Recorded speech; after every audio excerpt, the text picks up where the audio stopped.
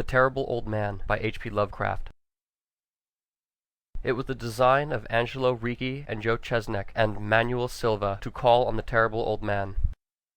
This old man dwells all alone in the very ancient house on Walter Street near the sea, and is reputed to be both exceedingly rich and exceedingly feeble, which forms a situation very attractive to men of the profession of Messrs. Chesnek and Silva, for that profession was nothing less dignified than robbery. The inhabitants of Kingsport say and think many things about the terrible old man which generally keep him safe from the attention of gentlemen like Mr. Ricci and his colleagues, despite the almost certain fact that he hides a fortune of indefinite magnitude somewhere about his musty and venerable abode.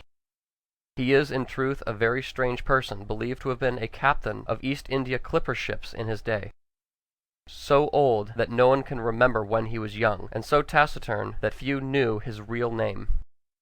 Among the gnarled trees in the front yard of his aged and neglected place he maintains a strange collection of large stones, oddly grouped and painted so that they resemble the idols in some obscure Eastern temple. This collection frightens away most of the small boys who love to taunt the terrible old man about his long white hair and beard, or to break the small-paned windows of his dwelling with wicked missiles. But there are other things which frightened the older and more curious folk who sometimes steal up to the house to peer through the dusty panes. These folks say that on a table in a bare room on the ground floor are many peculiar bottles, in each a small piece of lead suspended pendulum-wise from a string, and they say that the terrible old man talks to these bottles, addressing them by such names as Scarface, Long Tom, Spanish Joe, Peters, and Mate Ellis, and that whenever he speaks to the bottle the little lead pendulum within makes certain definite vibrations as if in answer. Those who have watched the tall, lean, terrible old man in these peculiar conversations do not watch him again. But Angelo Ricci and Joe Chesnek and Manuel Silva were not of the Kingsport blood. They were of that new and heterogeneous alien stock which lies outside the charmed circle of New England life and traditions, and they saw the terrible old man merely tottering, almost helpless, gray beard who could not walk without the aid of his knotted cane, and whose thin, weak hands shook pitifully. They were really quite sorry in their way for the lonely, unpopular old fellow, whom everybody shunned and at whom all the dog barked singularly.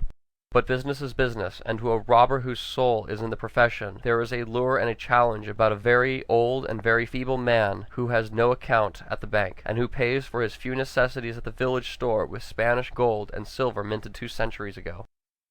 Messrs. Ricci, Chesnek, and Silva selected the night of April 11th for their call.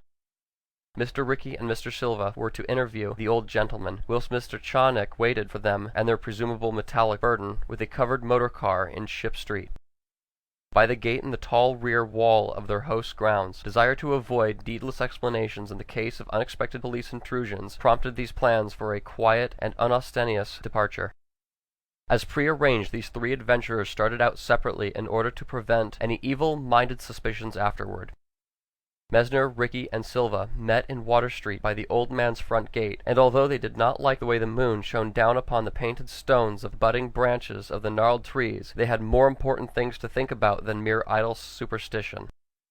They feared it might be unpleasant work making the terrible old man loquacious concerning his hoarded gold and silver, for H.C. captains are notably stubborn and perverse. Still, he was very old and very feeble, and there were 2 visitors. Messrs. Ricci and Silva were experienced in the art of making unwilling persons voluble, and the screams of a weak and exceptionally venerable man can be easily muffled. So they moved up to the one lighted window and heard the terrible old man talking childishly to his bottles with pendulums. Then they donned masks and knocked politely at the weather-stained oaken door. Waiting seemed very long to Mr. Chesnek, as he fidgeted restlessly in the covered motor car by the terrible old man's back gate in Ship Street. He was more than ordinarily tender-hearted, and he did not like the hideous screams he had heard in the ancient house just after the hour appointed for the deed. Had he not told his colleagues to be as gentle as possible with the pathetic old sea captain? Very nervously he watched that narrow oaken gate in the high and ivory-clad stone wall. Frequently he consulted his watch and wondered at the delay. Had the old man died before revealing where his treasure was hidden, and had a thorough search become necessary? Mr. Chesnek did not like to wait so long in the dark in such a place. Then he sensed a soft tread or tapping on the walk inside the gate, heard a gentle fumbling at the rusty latch, and saw the narrow, heavy door swing inward.